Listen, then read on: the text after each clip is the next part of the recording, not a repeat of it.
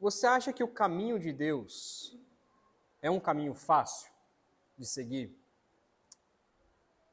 No livro do Peregrino, de John Bunyan, se você nunca leu esse livro e você tem interesse, é um livro muito bom mesmo.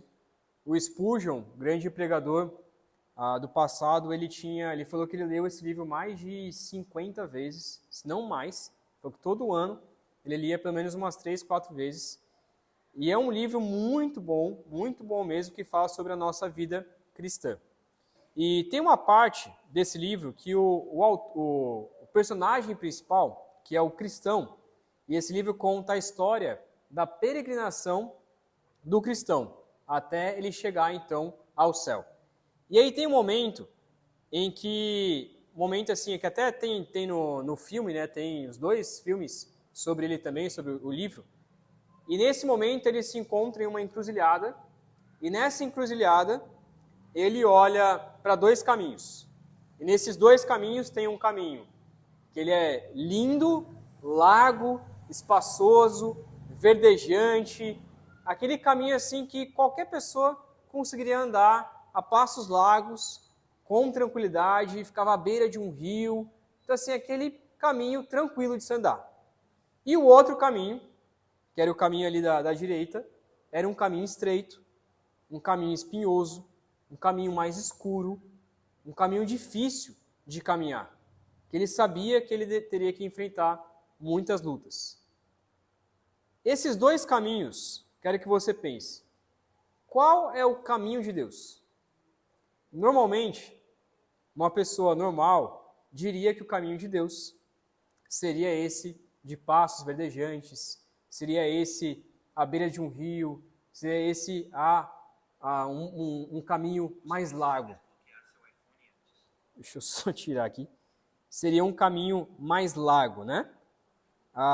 No entanto, quando a gente olha para a Escritura, quando a gente olha para a Palavra de Deus, nós percebemos que o caminho de Deus, muitas vezes, não é esse caminho verdejante, não é esse caminho largo, não é esse caminho tranquilo. E o que o cristão lembra na hora, quando ele vai entrar nessa encruzilhada, ele escolhe o pior caminho. Ele escolhe o caminho de espinhos, ele escolhe o caminho estreito. Porque ele se lembra da passagem que a porta para o céu, ela é estreita. Qual desses você acha que você escolheria na sua vida? O caminho mais fácil ou o caminho mais difícil? Seguir a Jesus nos leva a andar por caminhos estreitos e com muitos perigos, mas o resultado, ele sempre é maravilhoso. Uma das coisas mais incríveis é saber que no meio desse caminho, Deus, mesmo que ele seja mais difícil, Deus, ele está lá. Geralmente o caminho mais fácil é onde Deus não está. Sempre quando você vê uma proposta que o caminho é verdejante, é maravilhoso, desconfie. Perceba se realmente Deus está naquele caminho. Agora, quando há uma proposta que talvez seja um pouco difícil, que você tenha que lutar contra os seus pecados, que você tenha que enfrentar muitas barreiras, talvez esse seja o caminho que de fato Deus queira que você siga. No entanto, o que importa é que Deus está lá. O Salmo 23, 4, que a gente já viu há um tempo atrás, ele fala justamente sobre isso.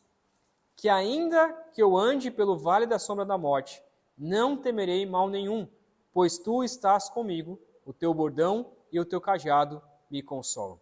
O caminho ele pode ser difícil, mas se Deus está lá, se Deus está presente, então eu tenho que seguir, mesmo que esse caminho seja o mais difícil.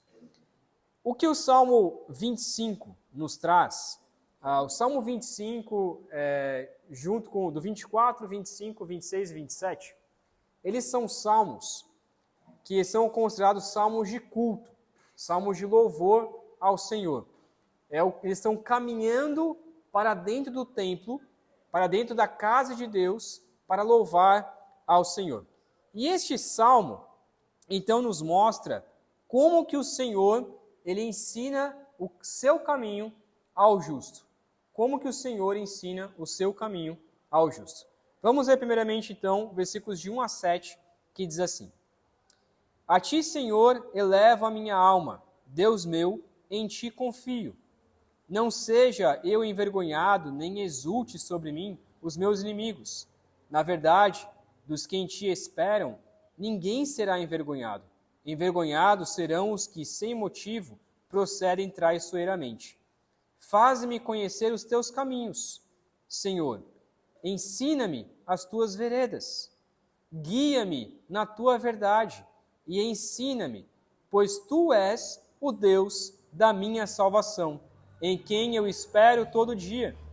Lembra-te, Senhor, das tuas misericórdias e das tuas bondades, que são desde a eternidade. Não te lembres dos meus pecados da mocidade, nem das minhas transgressões.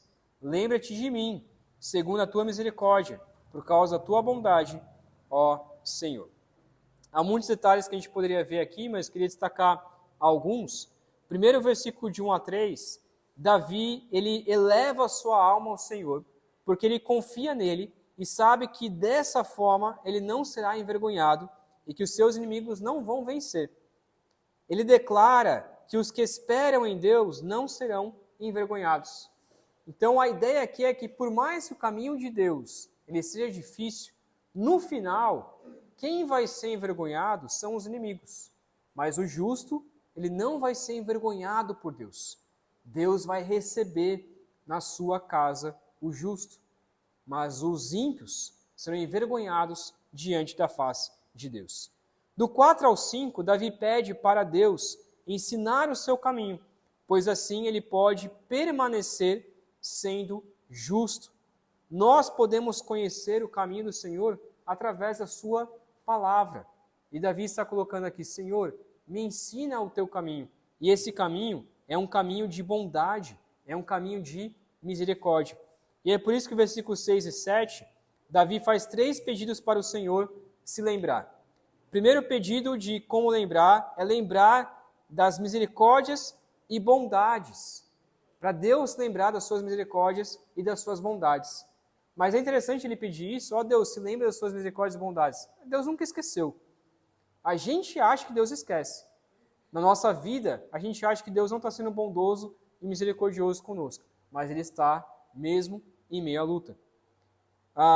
Outro pedido que ele pede para lembrar, na verdade para não lembrar, é não lembrar dos pecados da mocidade.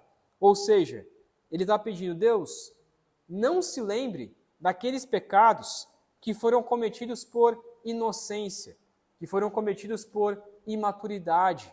Perdoa esses pecados que não foram cometidos por propósito ou que foram cometidos por imaturidade. No entanto, depois, já no versículo 7, ele diz para Deus lembrar dele mesmo, segundo a sua misericórdia e segundo a sua bondade. Então Davi pede: olha, não se lembre dos meus pecados, mas se lembre da sua misericórdia, se lembre da sua bondade para comigo. Deus faz isso através de Cristo Jesus. Ele não traz lembranças aos nossos pecados por causa do sangue de Cristo Jesus. Então Deus nos perdoa, Deus é misericordioso e bondoso através de Cristo. Do versículo de 8 ao versículo 15, nós podemos encontrar também que o Senhor, ele guia o caminho dos justos. Primeiramente, o Senhor, ele ensina o caminho aos justos, versículo de 1 a 7. E agora, versículo de 8 a 15, nós podemos ver que o Senhor guia o caminho dos justos. Ele primeiro ensina, depois ele guia. Vamos ver então o versículo de 8 a 15, que diz assim: Bom e reto é o Senhor, por isso aponta o caminho aos pecadores. Guia os humildes na justiça e ensina aos mansos o seu caminho. Todas as veredas do Senhor são misericórdia e verdade para os que guardam a sua aliança e os seus testemunhos. Por causa do teu nome, Senhor, perdoa a minha iniquidade, que é grande. Aquele que teme o Senhor, ele o instruirá no caminho que deve escolher. Na prosperidade, repousará a sua alma, e a sua descendência herdará a terra. O Senhor confia o seu segredo aos que o temem, aos quais ele dará a conhecer a sua aliança. Os meus olhos se elevam continuamente ao Senhor, pois ele tirará os meus pés do laço. Pelo simples fato, então, versículo de 8 a 9, pelo simples fato de Deus ser bom, ele guia o justo no caminho reto. Mas aqui a palavra é pecadores. O Senhor guia os pecadores no caminho que eles devem andar, para que eles se tornem então justos. Se Deus fosse mau, ele simplesmente deixaria que a gente vivesse da forma como a gente quer. Se Deus fosse mau, ele deixaria a gente pecar à vontade. Deixaria que a gente vivesse em pecado, em rebeldia, em uma, entre aspas, felicidade, achando que é o melhor caminho. Mas como o Senhor é bom, ele nos tira do caminho que nos parece certo e nos traz para o seu caminho, que é o caminho verdadeiro. Se Deus fosse mau, ele simplesmente deixaria nós morrermos em nossos pecados. Versículos de 10 a 12 nos mostra novamente que o caminho do Senhor, ele é de misericórdia e de perdão. Muitas vezes nós achamos que o caminho do Senhor é um caminho ruim, é um caminho dolorido, é tortuoso. Sim, ele dói, mas não deixa de ser bom.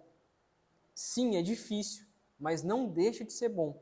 Nós não podemos imaginar, eu recentemente conversei com a Priscila sobre isso, né? De que às vezes Deus nos leva por uns caminhos porque Ele é mau, porque Ele quer que a gente sofra mesmo. Não, Deus não quer que a gente sofra. Ele usa o sofrimento para nos poder moldar conforme a imagem de Cristo. Mas Deus não quer que você sofra. Deus não quer que você passe por miséria. Deus não quer que você seja pobre. Deus não quer que você passe necessidade. Deus não quer isso. Ele permite que essas coisas aconteçam, mas não é do querer de Deus. O que Deus quer? Deus quer, de fato, que você viva uma vida tranquila e uma vida mansa. Deus quer isso. Mas, para que Ele possa nos moldar a imagem de Cristo, nós vamos passar por muitos problemas. Mas esses problemas, para nós que somos cristãos, Ele continua sendo de misericórdia e perdão. Continua sendo graça de Deus. Ainda que a gente não entenda agora, mas no final nós vamos entender. Versículo 13 e 14, então, nos diz que o resultado de ser guiado pelo caminho do Senhor é o repouso da alma e uma boa descendência, um bom futuro. Então, nós sermos guiados pelo caminho do Senhor, mesmo que seja um caminho difícil, ainda assim vai trazer resultados bons no futuro. E versículo 15, então, ele encerra dizendo que enquanto os seus olhos estiverem fixos no Senhor, Ele vai dar livramento das armadilhas dos inimigos. A palavra aqui, os meus olhos se elevam continuamente ao Senhor, pois Ele me tirará os meus pés do laço. É interessante nós imaginarmos essa cena, né? Pensa uma pessoa andando no meio da rua, imagina essa pessoa andando no meio da rua, olhando para cima. O que vai acontecer com ela? Vai tropeçar. Ela vai cair na calçada, ela vai tropeçar em algum buraco, vai cair em algum laço. No entanto, o Davi está colocando aqui, enquanto eu elevo os meus olhos, enquanto eu olho para cima, Deus me protege aqui embaixo. Então, olhando dessa maneira, parece estranho. Como assim? Eu olho para cima e Deus me protege não tropeçar, me protege não cair no laço. Essa é a perspectiva de um cristão. Enquanto eu olho para Deus, não é que você tem que ficar passando na rua olhando para o céu, mas é você olhar para Cristo, você olhar para Deus. Enquanto você continuar com seus olhos fixos no autor e consumador da nossa fé, como diz Hebreus 12, Deus vai proteger você dos laços. Deus vai te proteger de acontecer coisas piores do que poderiam acontecer com a sua vida. Deus guia o caminho dos justos. Versículo 16 a 20, então, encerrando, o Senhor protege o caminho dos justos. Primeiramente o Senhor ensina, depois o Senhor guia e agora o Senhor protege. Versículo 16 ao versículo 22 diz assim: Volta-te para mim e tem compaixão, porque estou sozinho e aflito. Alivia-me nas tribulações do coração. Tira-me das minhas angústias. Considera as minhas aflições e o meu sofrimento e perdoa todos os meus pecados. Considera os meus inimigos, pois são muitos, e tem por mim um ódio mortal. Guarda a minha alma e livra-me. Não seja eu envergonhado, pois em ti me refugio. Que a sinceridade e a retidão me preservem, porque em ti espero. Ó Deus, redime Israel de todas as suas tribulações. Davi encerra então esse seu salmo, clamando ao Senhor para voltar-se para ele, pois ele estava se sentindo sozinho e aflito. Ele pede para Deus aliviar as tribulações e as angústias, considerar as suas aflições, seus sofrimentos e considerar também os seus inimigos que querem a sua morte.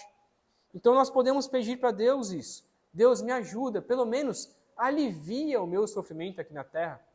Pelo menos alivia as minhas angústias, para que eu possa viver uma vida tranquila, para que eu possa passar por esse sofrimento, não seja um peso demais para mim, que eu não consiga suportar. E Deus, Ele quer nos ajudar a passar por esses sofrimentos. Como é reconfortante poder pedir ao Senhor por alívio, sabendo que quando nós pedimos por alívio, o Senhor vai nos atender. E por fim, Davi encerra dizendo para Deus redimir não só as suas tribulações, mas também de todo Israel. Nos ensina que nós podemos pedir por alívio, por perdão e por misericórdia, não só para nós, mas também para todas as pessoas. Quantas vezes nós gastamos orando para que Deus perdoe não só os nossos pecados, mas também o pecado dos nossos irmãos? Deus perdoa o pecado daquela pessoa. Deus talvez seja uma pessoa que te fez algum mal, talvez foi uma pessoa que pecou contra você. Quantas vezes você pediu para que Deus perdoasse o pecado daquela pessoa? Para que Deus perdoasse as transgressões daquela pessoa? É interessante de pensar que logo no começo, Davi, ele pede para que Deus perdoe, lá no versículo 7, perdoe os pecados da mocidade e as suas transgressões. Então, perdoar os pecados que foram cometidos sem, às vezes, saber ou por imaturidade.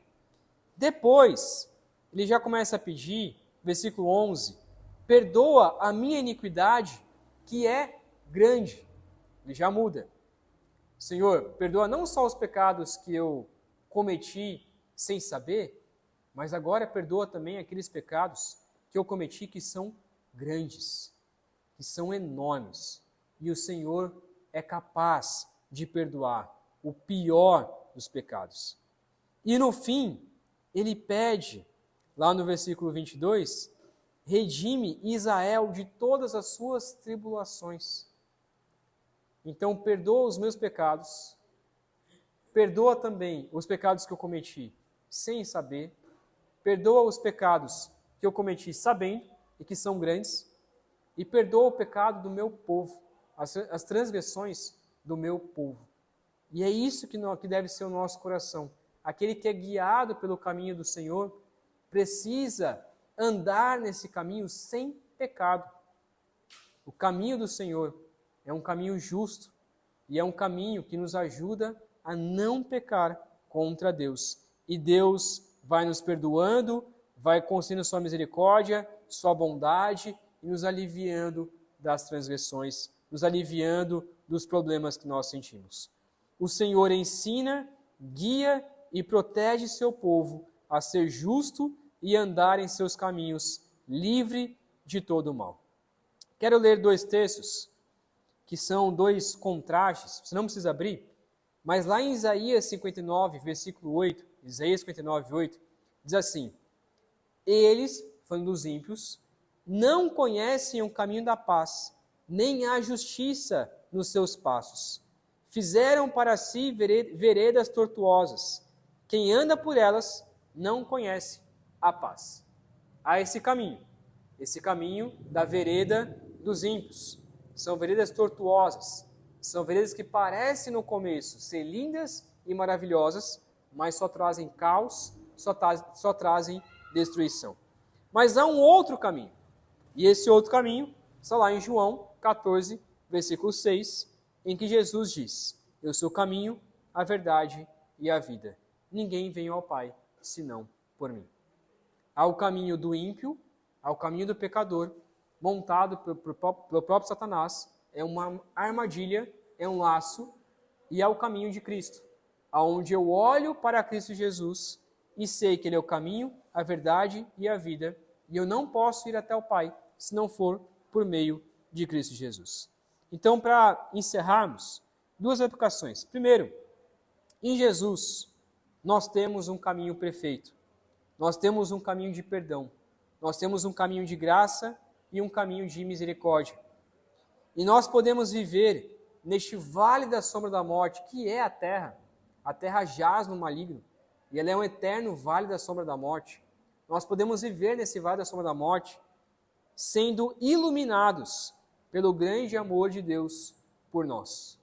É Deus quem ilumina os nossos caminhos, Deus quem ilumina os nossos passos, é Deus quem nos guia, é Deus quem nos protege, é Deus quem nos ensina. Então, viver neste mundo, por mais terrível que ele seja, sem Deus, é impossível. Mas viver nesse mundo, por mais terrível que ele seja, com Deus, é possível e nós podemos ser alegres e contentes, mesmo em meio a tantas tribulações. Então, nós podemos orar, clamando ao Senhor, para que Ele nos ensine o caminho correto para andar e ser justos aqui na terra. Amém? Vamos orar? Vou encerrar orando nesse momento, tá bom? Pai querido, obrigado, meu Deus, porque podemos confiar em Ti, podemos confiar que o Seu caminho, por mais, às vezes dolorido, porque ele é contra o nosso pecado, é contra o nosso próprio coração, mas é o melhor caminho que nós podemos seguir. E o Senhor não só nos aponta esse caminho, mas o Senhor nos guia, o Senhor nos ensina e o Senhor nos protege de todo o mal que possa acontecer com nossas vidas. O Senhor perdoa os nossos pecados, o Senhor perdoa as nossas transgressões, por piores que elas sejam, ainda assim o Senhor nos perdoa para que nós possamos continuar dentro desse caminho, que é o caminho da salvação, é o caminho da santidade. Nos ajude, ó Pai, a permanecer neste caminho, a não nos desviarmos nem para a esquerda e nem para a direita, mas a permanecermos firmes e inabaláveis. E sabemos, ó Pai, que é o Senhor quem nos protege, é o Senhor quem nos protege de tropeçarmos, é o Senhor quem nos guia. E é isso que nós oramos, pedindo para que o Senhor continue a nos ensinar, continue a nos guiar, continue a nos proteger no caminho que nós devemos andar. É o que oramos, pedindo a sua graça, em nome de Cristo Jesus. Amém.